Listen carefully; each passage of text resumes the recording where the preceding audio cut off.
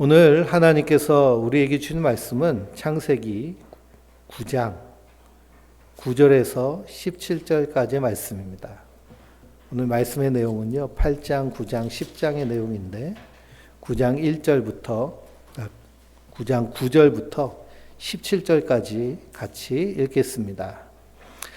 하나님이 노아와 그의 9절이요.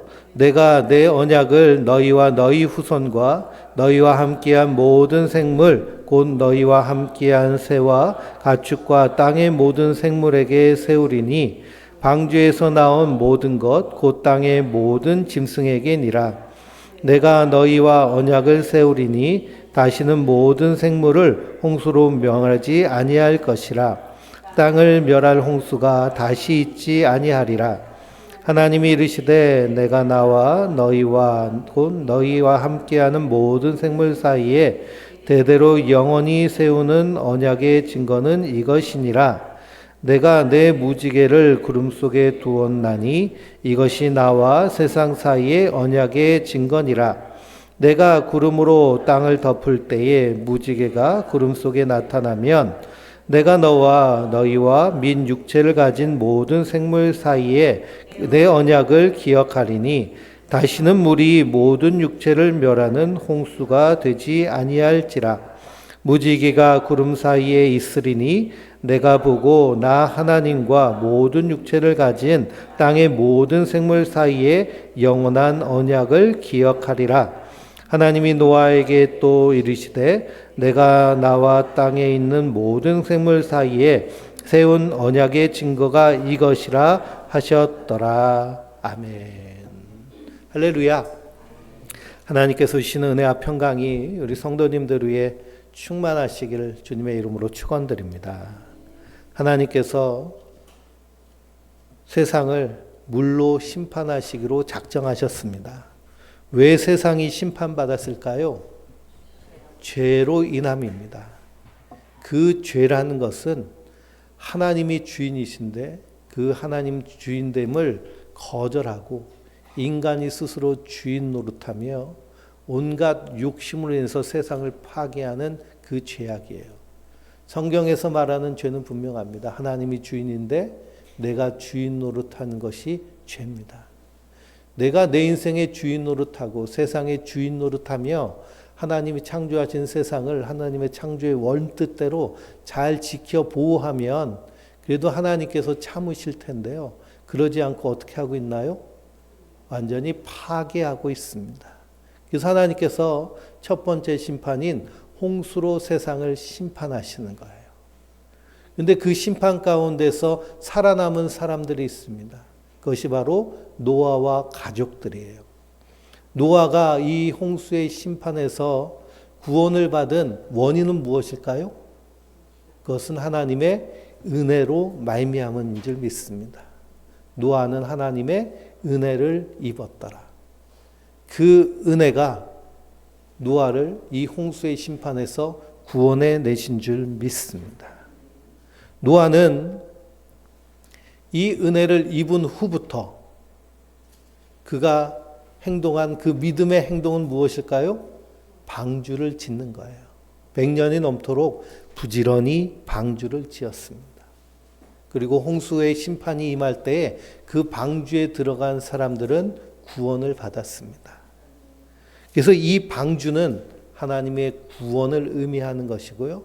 지금 우리 신약 시대를 통하여서는 하나님의 교회, 성전이 바로 이 방주의 역할을 하는 줄 믿습니다. 노아가 믿음으로 방주를 지었듯이 우리 그리스도인들은 이 땅에서 믿음으로 사는 모습이 어떤 모습일까요? 하나님 나라를 이 땅에서 살아내며 노아처럼 구원의 방주인 하나님의 교회를 세워나가는 사역을 우리에게 맡겨주신 줄 믿습니다.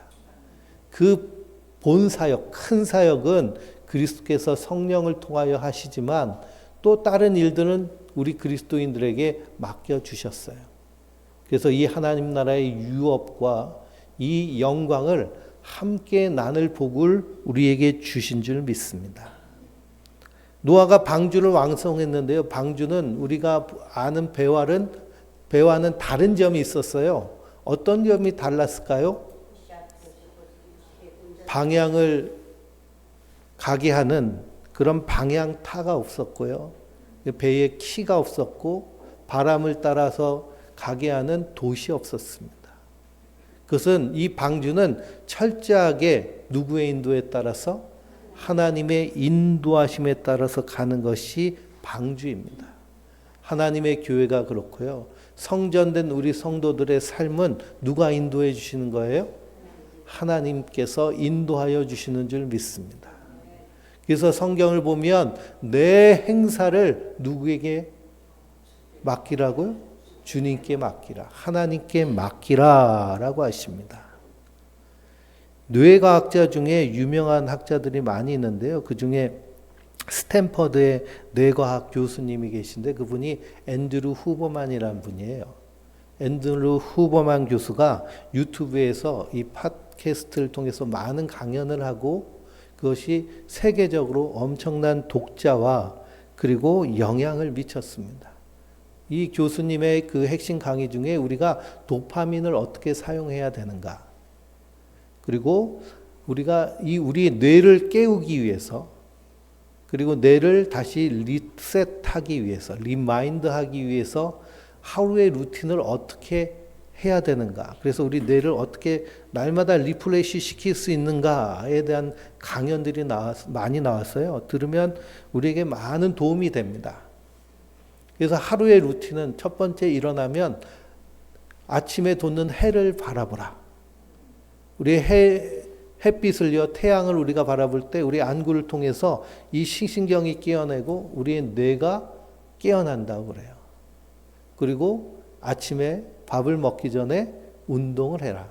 특히 가볍게 러닝하는 것은 우리의 많은 혈류를 공급하는 그런 작용을 하고 해서 뇌를 깨울 뿐만 아니라 우리 심장을 건강하게 만든다고 합니다. 그리고 차가운 찬물 샤워를 해라. 차가운 물에 샤워를 할 때요, 우리의 뇌가 깜짝 놀라면서 정신을 바짝 차린다고 그래요. 그래서 뇌가 이렇게 깨어 있어서 중독이라든지 안 그러면 이 우울함이라든지 하는 그런 스트레스에 대한 탄력성이 훨씬 좋아져서 그래서 무기력에 빠지지 않는다고 그럽니다.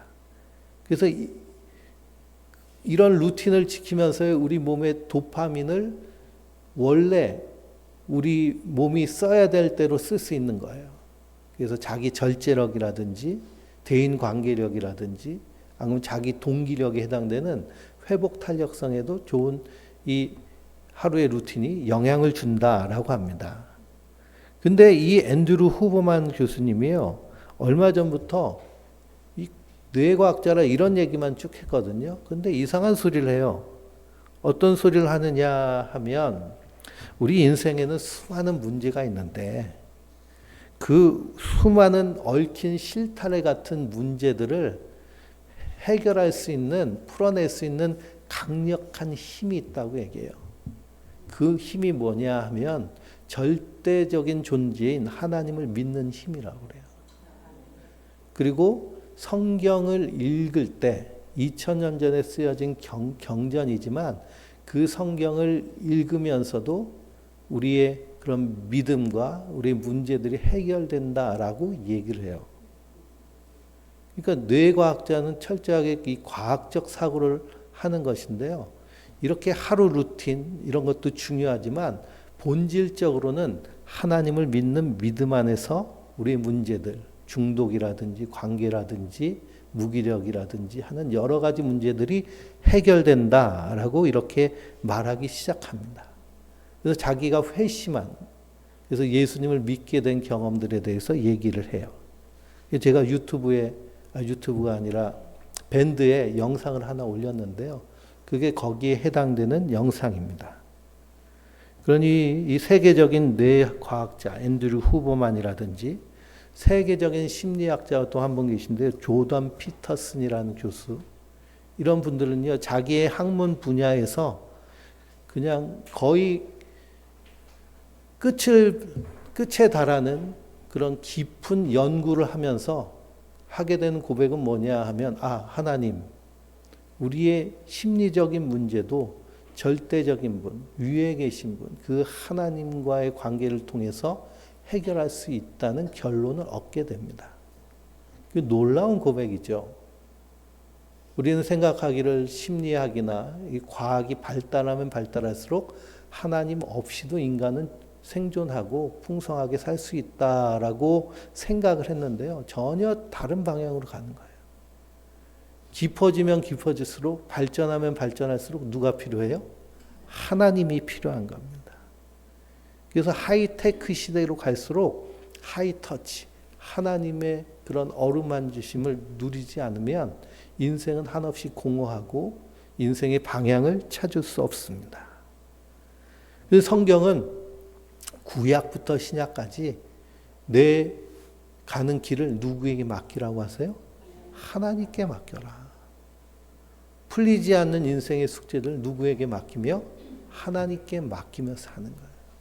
그래서 믿음으로 사는 사람의 뇌와 그렇지 않고 자기 힘으로 사는 사람의 뇌는 작용하는 방식이 다를 뿐 아니라 나오는 호르몬 자체도 달라요. 그렇지, 신기하죠. 그래서 믿음으로 사는 사람이 훨씬 큰 역경을 만나도, 어려움을 만나도 그것을 더 잘 극복할 뿐 아니라 거기에서 강력한 삶의 에너지를 얻는다고까지 얘기를 합니다.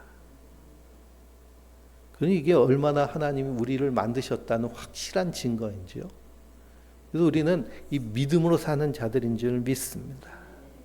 오늘 말씀을 쭉 읽어보면요, 이 홍수가 끝났어요. 홍수가 끝나고 8장 20절에 노아가 하나님께 제단을 쌓고 정결한 짐승으로 제물을 취해서 번제를 하나님께 드렸습니다.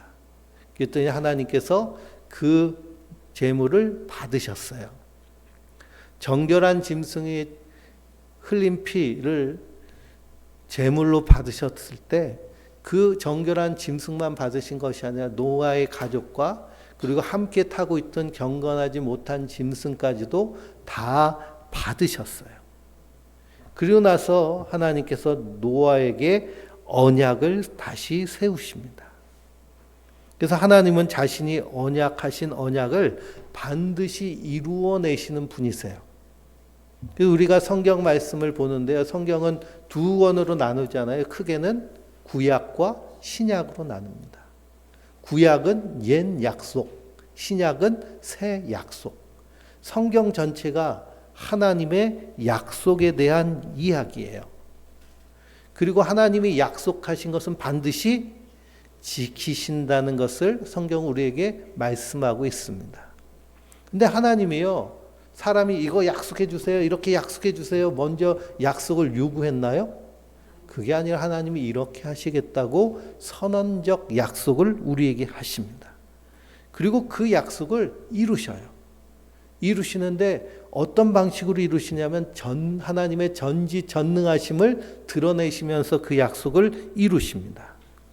우리는 하나님은 전지전능하신 하나님이야 라고 생각하면서 오해하는 것이 뭐냐면 내가 원하는 것, 내가 생각하는 것, 내가 기도하는 것, 내가 필요한 것을 하나님께 구하면 전지전능한 하나님이시기 때문에 응답해 주실 거야 라고 생각을 합니다. 이건 하나님의 전지전능하심에 대한 오해에 해당됩니다. 예전에요, 어떤 TV 방송에서 어린아이 배가 그냥 유치원생인데 배가 그냥 터지려고 그래요. 풍선처럼 부풀러서. 그러면 어떻게 해야 될까요? 이 아이를 병원에 가서 고치면 돼요. 충분히 치료할 수 있는데 부모가 치료를 하지 않아요. 그래서 왜 치료를 하지 않느냐 물어봤더니 전능하신 하나님이시기 때문에 하나님이 고쳐주실 거라고 이렇게 얘기를 해요. 그것은 하나님에 대한 완전한 오해입니다. 그래서 우리는 전능하신 하나님, 하나님의 전능을 잘못 알고 있는 거예요. 하나님은 어디에 전능하신 분이시냐면 약속을 이루시는데 전능하신 분이세요. 하나님의 전지전능하심은 어디에 사용하시느냐 하면 약속을 이루시는데 전지전능하게 사용하세요. 성경을 보면 그 약속이 일맥상통하게 계속 흐릅니다. 우리가 이제 창세기 11장, 10장에 노아의 아들들의 족보를 보면 그 족보 끝에 누가 나오느냐 하면 아브라함이 나옵니다. 아브라함. 이 아브라함을 통하여서 하나님의 약속을 이어가요. 하나님이 아브라함과 약속하시고 그 약속을 실행하시는데요. 이스라엘 백성들이 애굽에서 400년 동안 종살이합니다. 그것도 누가 미리 말씀하셨어요?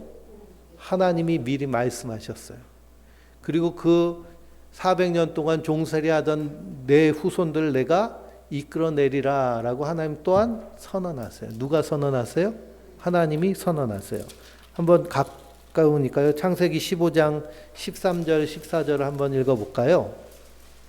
15장 13절 14절입니다. 같이 읽어볼까요? 여호와께서 아브라함에게 이르시되 너는 반드시 알라 내 자손이 이방에서 계기되어 그들을 섬기겠고 그들은 400년 동안에 내 자손을 괴롭히리니 그들이 섬기는 나라를 내가 징벌할지며 그 위에 내 자손이 큰 재물을 이끌고 나오리라 라고 하십니다. 하나님이 그렇게 말씀하신 거예요. 그리고 그 말씀하신 대로 하나님의 약속에 의해서 모세를 택하시고 모세를 지도자로 삼아서 이스라엘 백성들을 출애굽시키세요. 출애굽시키실 때 이 이집트의 파라오가 그걸 막습니다. 그랬더니 하나님 어떻게 하세요? 10가지 재앙을 통해서 그 약속을 이루어 내시는 거예요. 9장을 읽어보면 9장의 17절까지 언약이라는 말씀이 계속해서 나옵니다. 특히 우리가 읽은 8절에서 17절까지 쭉 보시면 언약이란 말이 몇 번 나올까요? 한번 세보세요. 몇 번 나올까요? 7번이나 나옵니다. 그러니 하나님께서 반드시 이 언약을 지키시겠다는 거예요. 근데 이 언약의 말씀을 쭉 보면 창세기 1장 28절에 하나님 그들에게 복을 주시며 하나님이 그들에게 이르시되 생육하고 번성하며 땅에 충만하라 땅을 정복하라 바다의 물고기와 하늘의 새와 땅에 움직이는 모든 생물을 다스리라 하시니라 하는 이 명령과 언약을 다시 노아에게 주십니다. 그래서 9장 1절에도 나오고요. 또 그것이 7절에 다시 반복해서 나옵니다. 이것은 하나님께서 우리 사람에게 이 약속을 주신 거예요. 그래서 존 칼빈은 이 말씀을 두고 어떻게 얘기를 하느냐, 우리가 지금까지 살아남아 있는 것은 하나님의 특별하신 보호와 경계로 인한 것이다. 만약 하나님의 보호가 없다면 우리 인간이 살아남을 수가 없을 것이다 라고 얘기합니다. 그렇죠? 이 대자연을 보면 인간보다 강한 동물들이 훨씬 많습니다. 바다에만 들어가도요 우글우글하고. 이 대한민국에는 어떤 동물이 살았을까요? 호랑이가 살았죠. 일제시대 때 다 잡아가지고 가죽으로 만들었지만 이 동네 뒷산에 호랑이가 돌아다녔어요. 그래서 옛날 그 비디오 보면 호환 마마 뭐 이런 얘기 나오는데 호환이 뭘까요? 호랑이가 와가지고 사람 물어가는 그런 것도 재앙이라고 얘기합니다. 그러니 이런 자연 속에서도 누가 지키심으로? 하나님이 지키심으로 살게 해 주시는 거예요. 이것이 하나님의 약속 안에 있다는 것입니다. 그런데 우리 그리스도인들은 더 놀라운 약속 안에 있는 자들이에요. 그게 뭘까요? 십자가의 언약 안에 들어있는 자들입니다. 그래서 우리가 이 약속을 믿으며 살 때 인생의 모든 문제는 사실 더 이상 문제가 되지 않습니다. 눈앞에 죽을 것 같은 그런 큰 문제가 있어도요, 사실 별 문제가 아니에요. 왜 그럴까요? 우리 인생에서 가장 큰 문제는 죽는 게 문제예요. 죽으면 어떡하지? 죽으면 어떡하지? 죽을까 봐 겁나서. 근데 이 죽음의 문제를 우리 언약 안에 있는 성도들은 하나님께서 어떻게 해결해 주셨을까요? 예수님께서 우리의 허물과 죄를 십자가에 달려 그 모든 죄를 깨끗하게 씻어 주심으로 말미암아 우리는 죽음을 보지 아니하고 영원한 생명으로 인도함을 받는 자들인 줄 믿습니다. 그래서 죽음에 대해서 저번에도 말씀을 드렸는데요. 죽음은 철저하게 나의 일이 아닙니다. 타인의 일이에요. 내가 죽는 그 순간을 나는 경험할 수 있을까요? 경험하지 못해요. 옆에 있는 사람, 내 죽음을 보는 사람들이 경험합니다. 근데 우리 그 모습을 보며 두려워하죠. 그러나 언약 안에 있는 그리스도인들은 하나님의 약속을 믿는 자들이기 때문에.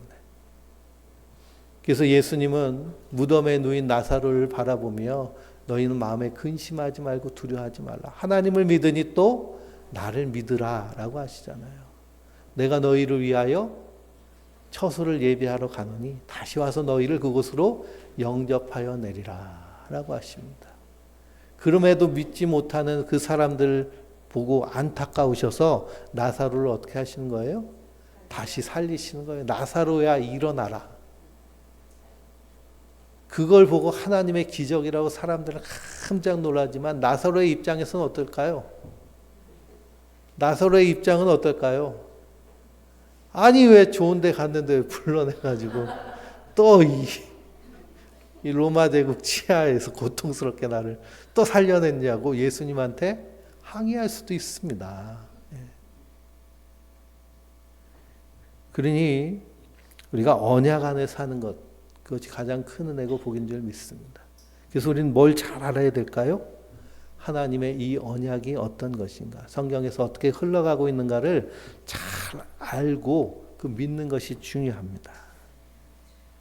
3절에서 6절, 9장 3절에서 6절을 쭉 보면 한번 읽어볼까요?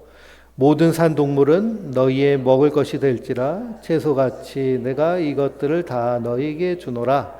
그러나 고기를 그 생명되는 핏째 먹지 말 것이니라.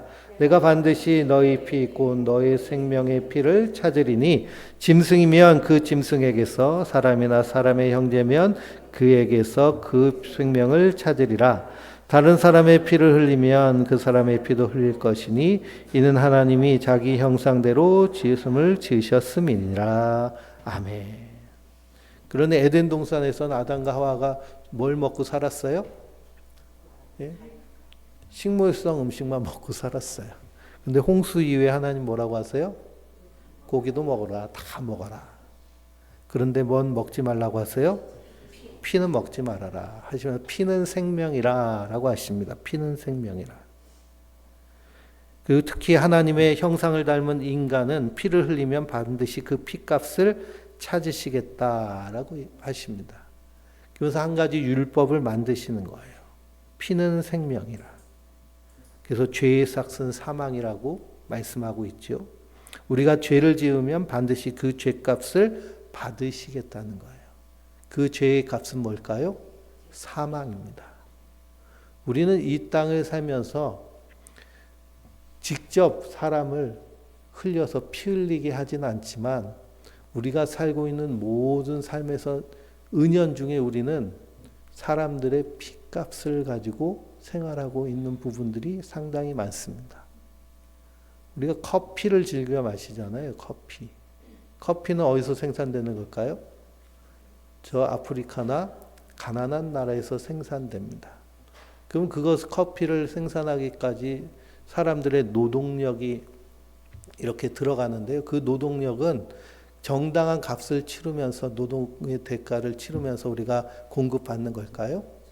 사실은 착취 구조에 의해서 되어진 겁니다. 우리가 옷을 입잖아요. 옷을 입는데 이 옷에도 생산지가 다 붙어 있죠. 주로 어떤 나라일까요? 요즘은 중국에서도 안 만들어요.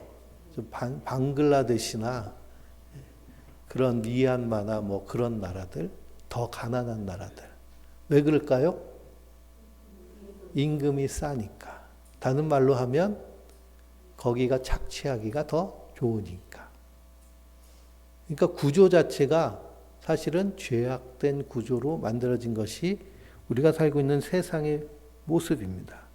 그러면 이런 데서 살지 않고 나는 딴 데서 살 거야 하면 그게 가능할까요? 불가능하죠. 그래서 우리는 나도 모르게 피 흘리는 그런 모습으로 사는 것이 인간의 모습이에요. 그래서 피가 생명이기 때문에 생명을 속하려면 반드시 피가 요구되는 것이 하나님의 율법입니다. 그래서 신명기 12장 23절에도 율법이 다시 전해지면서 피는 그 생명이다 라고 말씀하십니다. 피는 그 생명이다. 그래서 이로 말미암아서 하나님이 우리의 이 죄악을 용서하시기 위해서 어떤 방법을 취하신 거예요? 하나님이 사람이 돼서 이 땅에 오셔서 죄 없으신 분이 우리를 위해 피 흘리게 되신 것입니다. 그래서 우리의 구원을 완전하게 이루시는 거예요. 하나님이 피는 생명이다라고 말씀하시고 이 말씀, 언약, 그 율법을 하나님이 이루어 가시는 줄 믿습니다. 그러니 언약 안에 들어오는 것이 얼마나 큰 복인가. 이 언약은 하나님의 언약입니다. 그래서 내 언약이라는 말씀을 계속하세요. 우리가 읽은 8절에서 17절 말씀에도 이 언약에 대한 약속이 나오는데요. 그 언약의 내용은 뭘까요? 물로 심판하지 않겠다는 말씀입니다. 물로 심판하지 않으시겠다. 그리고 물로 심판받을 때 구원받은 자는 노아와 그 가족뿐이지만 하나님께서 구원해 내시겠다는 선언이시기도 합니다. 그리고 이 선언, 언약의 증거로 보여주신 것이 뭘까요? 무지개를 통해서 보여주셨습니다. 이 무지개 상징이 참 희한하게 요즘은 쓰임받고 있는데요. 하나님의 언약의 상징이에요. 매튜 헨리 주석가는 무지개가 활 모양인데 활이 하나님 쪽으로 휘어져 있기 때문에 사람을 심판하는 것이 아니라 위로를 주신다라고 이렇게 해석을 합니다. 우리는 이제 과학적 사고가 발달돼서 무지개가 하늘에서 보면 어떨까요? 동그랗게 원이죠. 근데 고대 사람들은 땅에서만 봤잖아요. 그러니까 아치형으로 이렇게 되어 있습니다. 활 모양이기도 하고요. 또 이렇게 안아준다, 덮어준다는 의미로 해석을 합니다. 근데 활이 땅을 향해 있지 않고 어딜 향해 있어요? 하늘을 향해 있습니다. 그래서 이것을 알레고리적으로 해석한다. 그래서 알고리즘, 그리고 우리 AI를 보면 이렇게 연상하잖아요. 그렇게 해석을 하면 어떻게까지 해석을 할 수 있느냐? 하나님이 자신을 희생하셔서 그 약속을 지키신다는 것으로 우리가 확장해서 해석할 수 있습니다. 그러니 우리의 구원은 오직 하나님 되신 그리스도의 십자가의 희생으로 말미암아 이루어진 줄 믿습니다. 그것이 그리스도 안에서 우리에게 주신 새 언약이에요. 이 약속을 굳게 붙잡고 사는 것이 우리 성도들입니다. 이 약속 안에서 나의 정체성 그리고 자존감 이런 것이 확장되는 거예요. 나라는 존재, 나라의 가치는 예수님의 피값. 하나님이 사람이 되셔서 이 땅에 오시기까지 나를 구원하시기 위해서 하신 그 구원의 사역을 통해서 나의 자존감, 나의 정체성이 분명히 세워져야 될 줄 믿습니다. 세상 끊임없이 비교하고 경쟁하면서 우리를 상품처럼 취급을 해요. 그러니 금수저, 은수저, 뭐 동수저, 흙수저, 대통령은 예전에 자기는 무수저라고, 무수저가 없는. 근데 진짜 그렇게 가난하게 산 사람도 보기가 힘들더라고요. 60년대생 우리 성도님들은 아실 텐데요. 저때 저렇게 가난한 사람이 있었을까 할 정도로. 그래서 이렇게 비교하면서 인간은요, 자기 정체성을 찾는데 우리 그리스도인들은 어디 안에서? 그리스도 안에서. 예수님의 십자가 안에서. 그 가치 안에서.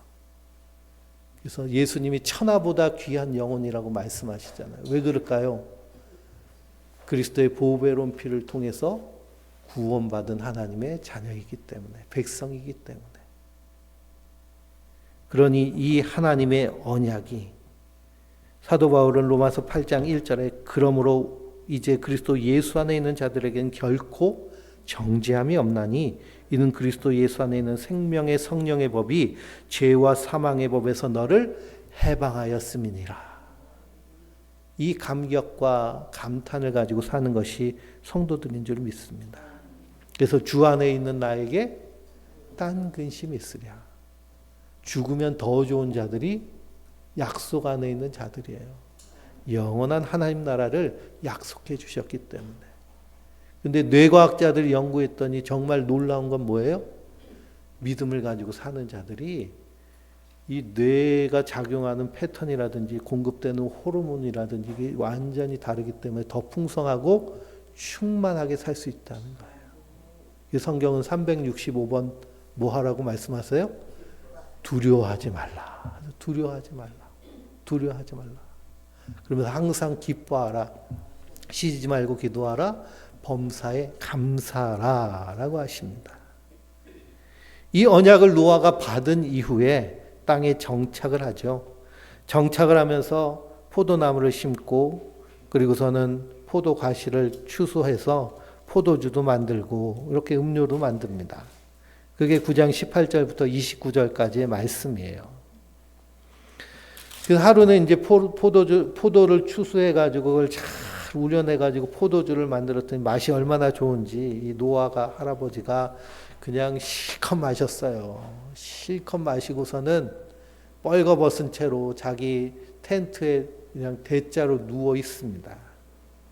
그걸 보고서는 이 함과 그 아들 가나안이 있는데요. 가나안이 자기 아버지 함한테 가가지고 할아버지 창피하게 빨개 벗고서는 하체를 다 드러내고 저기 엎어져 있다고 조롱을 했습니다. 그래서 그 얘기를 듣고서는 다른 아들인 셈과 야벳은 이 아버지 벌거벗은 몸을 덮어줬어요. 그러고 나서 이 노아가 술이 깬 다음에 한 일이 뭘까요? 저주와 축복을 해요. 함은 저주하고 야벳, 셈은 축복합니다. 그러면서 뭐라고 저주를 해요? 가나안은 종들의 종이 될 것이라고 얘기를 해요. 사람이 종이 되는 것처럼 비참한 게 없는데요. 그 종의 종이 되는 것은 어떨까요? 더 비참하죠. 대한민국에도 섬이 엄청나게 많은데요. 섬 중에 진짜 이 고립무원 같은 섬은 뭐냐면 배 타고 섬에 들어가서 또 거기서 배 타고 들어가는 섬이 진짜 고립무원이에요. 근데 종의 종이 될지라라고 저주를 합니다. 근데 일반적으로 생각할 때 누가 잘못했어요? 노아가 잘못했죠. 채신머리 없게 그냥 포도주를 얼마 마셨으면 취해가지고 그냥 정신도 못 차리고 뻘개 벗고 누워 있어요. 열나니까 벗었어요. 이렇게 마음이 넓으신 우리 권사님 다 이해를 하시는데. 근데 또 이 노아는요, 이 축복과 저주를 선포합니다. 근데 성경이 굳이 이것을 기록한 이유는 뭘까요? 이것이 하나님의 계시를 담아내고 있기 때문이에요. 하나님의 계시, 하나님의 언약 안에 있는 자들이 우리가 어떻게 이 땅에서 살아야 될지를 보여주시는 말씀입니다. 그래서 오늘 말씀의 제목이 뭐예요? 오늘 말씀의 제목이 덮어주심이에요. 덮어주심. 하나님이 어떤 분이신가를 계시하는 겁니다. 먼저 이 노아의 홍수에서 이 노아의 가족들이 살아남은 비결은 뭘까요? 하나님의 은혜 때문이에요. 은혜 때문에. 하나님의 은혜 때문에. 하나님의 은혜가 방주로 드러났습니다. 이 방주라는 것은 엄청난 홍수가 하늘에서 물이 쏟아지는데 누가 덮어주신 거예요? 하나님이 덮어주신 거예요. 덮어주심의 은혜를 받았으면 그러면 그 은혜를 받음으로 말미암아 구원받았으면 어떤 사람으로 살아야 될까요? 덮어주는 자로 살아야 돼요. 은혜를 입었기 때문에 그 은혜를 드러내야 합니다. 그런데 함은 그 은혜를 무시한 거예요. 하나님이 덮어주셨는데 자기 아버지 노아조차도 덮어주지 못하니 저주를 받게 되는 거죠. 성경을 보면 하나님이 얼마나 덮어주시는지 몰라요. 말도 못하게 덮어주세요. 가장 먼저 덮어주심을 받은 사람이 누구냐면 아담과 하와예요. 선악과를 따먹고 나서 아담과 하와가 한 일이 뭘까요? 무화과 나무를 따가지고요, 이파리로 자기 몸을 가려요. 근데 나뭇잎을 따가지고요, 옷 만들어 보셨나요? 시골에 사신 분들은 그런 거 해보셨을 텐데요. 무화과 나뭇잎이 널쩍해도요, 조금 마르면 어떻게 돼요? 빨리 올려. 숨기려고 하는데 숨겨지지가 않아요. 그러니 선악과를 따먹고 아담과 하와가 한 일이 뭘까요? 대단한 일을 한 게 아니고요. 맨날 무화과잎 따가지고 옷 만드는 일만 했어요. 옷 만드는 일만. 우리 인생도 비슷하죠. 그냥 이 땅에서 살다 보면 내가 살기 위해 먹는가 먹기 위해 사는가 그렇게 생각하는 일 있잖아요. 옷도 보면은 농장에 터져 나가는 거 보면은 아담과 하와 못지않죠, 그렇죠? 그 옷이 얼마나 환경 재앙을 일으키는데 2년 전에 우리 탄소 금식하면서 그 영상을 봤을 거예요. 옷을 그냥 입고 다 버리는 거 어디로 가요? 저 가난한 나라 인도 뭐 그런 데로 가요. 그러면 거기서도요 다 처리를 못 해가지고 태우고 하면 환경 파괴는 계속 재생산되고 어쨌든지 간에 아담과 하와가 한 일은 그 일이에요. 그 하나님 보시기에 어때요? 얘들이 저거 하다가 죽겠구나. 그래서 짐승을 잡아가지고 가죽 옷을 입혀주세요. 하나님이 덮어주신 거죠. 이스라엘 백성들 우리는 설날이 제일 큰 명절이죠. 설날 추석. 이스라엘 백성의 제일 큰 명절은 뭘까요? 유월절이에요. 유월절은 어떤 날일까요? 하나님이 덮어주신 날이에요.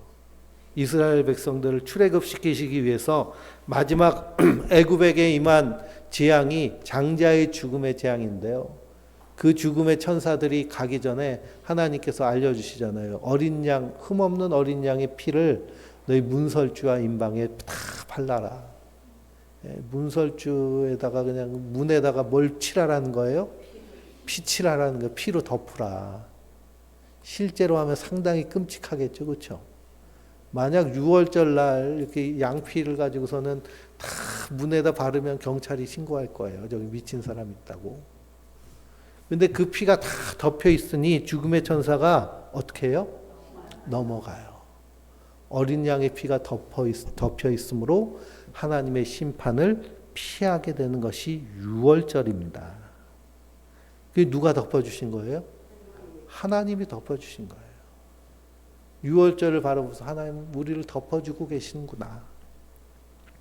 이 덮어주심의 은혜가 모세에게 나타난 것이 출애굽기 33장인데요. 이스라엘 백성들이 모세가 하나님의 율법을 받으러 산에 올라간 사이에 뭐 하고 있어요? 금송아지를 가지고서 우상 숭배합니다. 그래가지고 이 모세가 내려와 가지고서는 돌판을 깨버리잖아요. 돌판을. 성질나서 깨버렸을까요? 성질나서 깨버렸다 그러면 그 목사님 좀 생각해 봐야 돼요. 성경 공부를 많이 안 하시는 건. 하나님의 말씀은 살아있고 운동력이 있어서 날선 검과 같아서 심령과 골수를 쪼개기까지 하신다 하셨잖아요. 그 구약에서 이 하나님의 율법을 받았다는 것은 그 말씀은 즉각적으로 실행력이 있습니다. 근데 제1계명이 뭐예요? 나 외에 다른 신을 내게 두지 말지니라 라고 하셨어요. 근데 이 1계명을 정확하게 누가 어겼어요? 이스라엘 백성들이 어겼잖아요. 만약 이 10계명 돌판이 계속 있었으면 어떻게 될까요? 그냥 즉각적으로 하나님 죽이시는 겁니다. 모세가 그들을 살리려고 어떻게 해요? 깨버리는 거예요. 그 모세가 다시 올라가서 그 율법을 받으러 갑니다. 그리고 백성들을 위해 기도해요. 하나님, 내 이름을 생명책에서 지우시고 저들을 구원해 달라고. 그러니까 하나님이 이 모세를 참 귀하게 여기셔서 네가 원하는 걸 다 내게 말해봐라. 내가 응답해 줄게. 그랬더니 모세가 뭘 구하냐면 하나님 얼굴 보고 싶어요. 하나님의 영광을 내게 보이소서 이릅니다. 그래서 하나님이 모세에게 하나님의 형상을 보이십니다. 근데 죄인인 인간이 하나님 보면 어떻게 돼요? 즉각으로 죽는 거예요. 그러니까 주님을 보게 하소서 우리가 막 찬양하는데 큰일 겁없는 거예요. 하나님 보면 죄인인 인간은 바로 죽어요. 그래서 하나님께서 모세를 돌 사이에 반석 사이에 두고 손으로 가리신 후에 하나님의 뒷모습을 보여주십니다. 근데 새 언약인 그리스도의 보배로운 피를 입은 우리는, 그 피로 덮음을 받은 우리는 그날이 되면 고린도전서 13장의 사랑장에 그때에는 얼굴과 얼굴을 마주하여 대할 것이요. 모세도 못 본 하나님의 얼굴을 보는 자들이 우리 그리스도인들인 줄 믿습니다. 하나님이 덮어주셨기에 모세가 산 거예요. 그리고서는 이스라엘 백성들에게 하나님께서 출애굽기 보면 성막을 만들라고 하시잖아요. 성막을 만들라. 그래서 성막 안에 성소가 있고 그 안에 지성소가 있는데 지성소에는 뭐가 있을까요? 법궤가 있어요. 법궤에는 세 가지가 들어있는데요. 무엇이 들어있을까요? 아론의 쌍난 지팡이, 만나 항아리, 십계명 깨진 돌판. 이건 다 뭘 상징할까요? 이스라엘 백성들이 행한 죄를 상징해요. 아론의 지팡이에 왜 싹이 났을까요?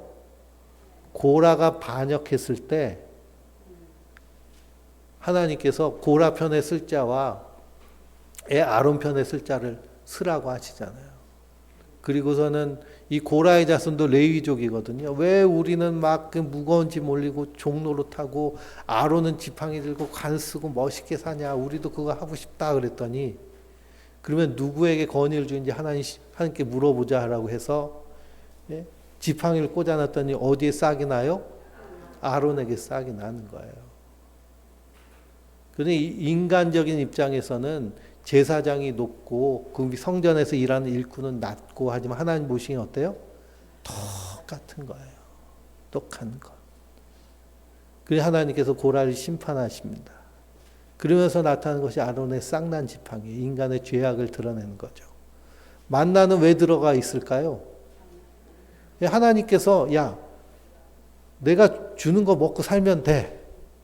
그래서 첫째 날부터 여섯째 날까지는 이거 먹고 안식일 날은 내가 하루 전날 더 줄 테니까 이틀치 이렇게 걷어가지고 먹고 살아. 근데 이스라엘 백성들 어떻게 했어요? 내일은 귀찮아. 오늘 일주일 그냥 다 해야지. 그리고선 모아놨더니 다 썩어버렸어요. 인간의 탐욕을 얘기하는 겁니다. 고기 먹고 싶다고 해서 메추라기를 보내주셨더니 어떻게 해요?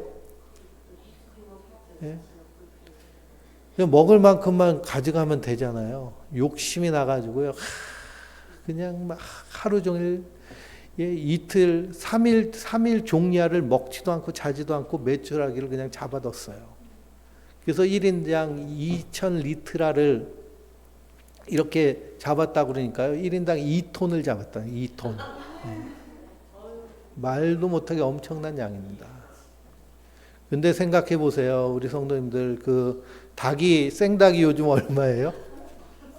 생닭이요? 네. 마트에선 비싼데 뭐 한 5,000원 계산하면 한 마리가 5,000원 계산하면 2톤이면 얼마일까요?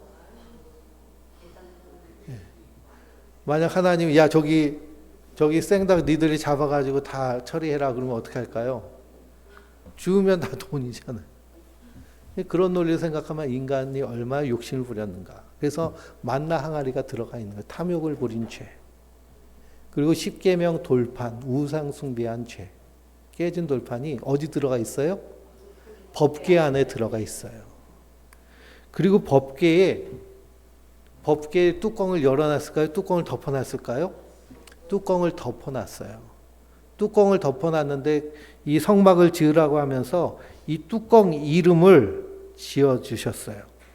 출애굽기 25장 16절인데요. 거기 보면 내가 내게 줄 증거판을 궤 속에 둘지며 순금으로 속죄소를 만들어라. 그래서 그걸 덮어라 라고 하십니다. 그러니까 법궤의 뚜껑 이름이 뭐예요? 속죄소예요. 뚜껑이 덮어졌기 때문에 그 죄가 드러나지 않는 거예요. 하나님 너희를 이렇게 덮어주신다는 것을 의미해요. 그리고 이스라엘 절기 중에 대속죄일이 되면 제사장이 순전한 어린 양을 잡아가지고 그 피를 가지고 지성소에 들어가서 그 속죄소에다가 뚜껑에다가 일곱 번을 뿌립니다. 그래서 그 피가 덮어짐을 말미암아 하나님께서 이스라엘의 죄를 관가하시는 거예요. 덮어주시는 거예요. 이 속죄소라는 이름을 그 성경을 읽어보면 거기 출애굽기 25장을 읽어보면 거기 각주가 붙어 있는데요. 속죄소라고도 하고 시은좌라고도 해요. 시은좌라는 뜻은 은혜가 베풀어지는 자리라는 의미예요. 하나님의 은혜가 베풀어지는 자리에는 어떤 일이 일어날까요? 하나님이 덮어주시는 은혜가 일어나는 거예요. 그리고 예수를 믿고 구원받았다라면 우리의 허물과 죄악을 그리스도께서 어떻게 하셨어요? 덮어주신 거예요. 덮어주셔서 우리가 살게 된 줄 믿습니다. 그래서 시편 32편 1절 2절을 보면 제가 예배 전에 읽은 묵상 구절인데요. 허물의 사함을 받고 자신의 죄가 가려진 자는 복이 있도다 라고 하십니다. 이 덮어주심이 가장 큰 은혜구나. 그래서 로마서 4장 6절에도 7절에도 불법이 사함을 받고 죄가 가려짐을 받은 사람들은 복이 있고 주께서 그의 죄를 인정하지 아니하신 사람은 복이 있다라고 하십니다. 그러니 하나님 우리에게 주신 가장 큰 복은 덮어주신 거예요.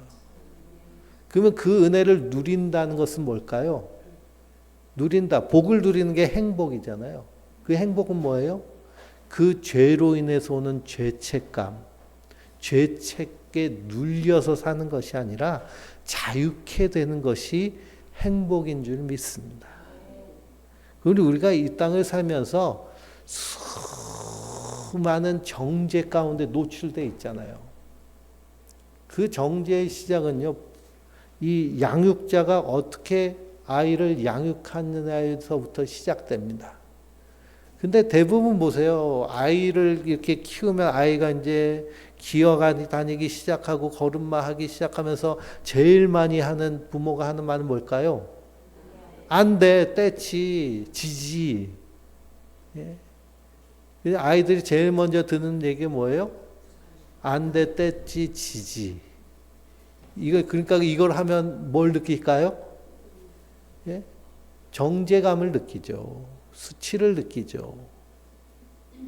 우리는 이 땅에서부터 어렸을 때부터 뼛속 깊이, 뇌 속 깊이 잠겨져 있는 잠재의식은 뭘까요? 죄책감과 수치심이에요. 아담과 하와가 선악과를 따먹고 나서 제일 먼저 한 것이 뭘까요? 옷을 만드는 거잖아요. 뭐 때문에 그럴까요? 자기를 가리려고 하는 수치심 때문에. 뼛속 깊이, 뇌 속 깊이, DNA 속에 자리 잡고 있습니다. 그런데 덮어주심의 은혜를 누린다는 건 뭘까요? 그 안에서 자유함을 누리는 거예요. 이것이 자기를 돌보는 컴패션. 그래서 컴패션 하는 것. 그러니 자기 자신에 대해서 이것을 누린다고 하면 내가 뭔가 실수를 한다 할지라도 그 실수를 부정하는 것이 아니라 그 실수를 하였지만 내가 나에 대해서 어떻게 얘기해 주는 걸까요? 친절하고 그리고 부드럽게 얘기를 해 주는 거예요. 그래서 나의 가장 친한 친구가 뭔가 실수했을 때 내가 그 친구에게 해줄 수 있는 충고와 위로를 하듯이 내가 나에 대해서 해주는 것. 이것이 셀프 컴패션, 자기 연민입니다. 그게 가능한 이유는 뭘까요? 우리 그리스도인들은 덮어주심을 받은 자들이기 때문이에요. 이 덮어주심의 은혜가 얼마나 큰지요. 요한계시록 6장을 보면 6장 16절에 사람들이 하나님의 심판이 임하니 소리칩니다. 산들과 바위에게 말하되 우리 위에 떨어져서 보좌에 앉으신 이의 얼굴에서 그 어린 양의 진노에서 우리를 가려달라라고 소리칩니다. 이것은 덮어주심의 은혜를 누리지 못하는 사람이 마지막 심판의 때에 하는 얘기예요. 근데 하나님의 덮어주심 아래 있는 자들은 계시록 7장 9절 보면 어떤 옷을 입고 있어요? 하얀 세마포 옷을 입고 있는데 그 세마포 옷은 어린 양의 피로 씻어서 깨끗게 된 것이고 그건 누가 입혀주신 걸까요? 하나님께서 우리에게 입혀주신 구원의 세마포 옷이에요. 그건 우리가 마련할 수 있는 것이 아니라 하나님이 입혀주신 거죠. 그 옷을 입은 14만 4천과 그리고 그 수를 셀 수 없는 수많은 이방인의 무리, 바로 우리죠. 그 무리들이 하나님을 찬양합니다. 구원하심이 보좌에 계신 하나님과 어린 양에게 있도다라고 찬미합니다. 이게 어떤 자들일까요? 덮어주심을 받은 자들인 줄 믿습니다. 그래서 우리가 이 하나님의 언약, 약속을 믿는 믿음 위에 굳게 서면 이 덮어주심의 은혜가 얼마나 큰가. 그래서 이 덮어주심의 은혜를 누리며 우리도 어떤 자로 살 수 있을까요? 덮어주는 자로 살 수 있습니다.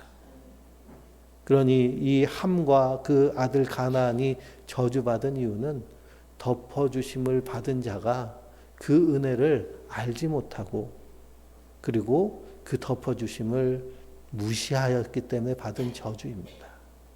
우리 안에서 이 날마다 이 십자가의 은혜, 사랑이 우리 안에서 살아 역사되면 먼저는 내가 내 안에서 이 일이 일어나요.